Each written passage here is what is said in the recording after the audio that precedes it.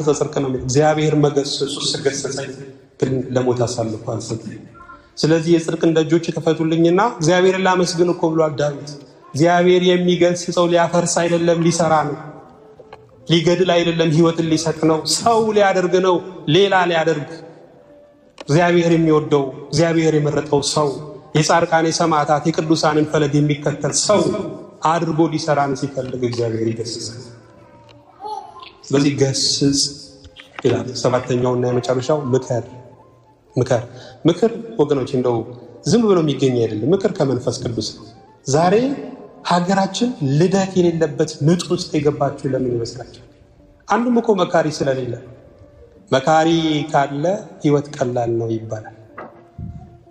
የሚያጠግብ እንጀራ ከምጣዱ ያስታውቃል ይባላል። ተጽርቅ ነው እግዚአብሔር መገሰጹ ስገሰጸኝ ግን ለሞት አሳልፎ አልሰጠኝ።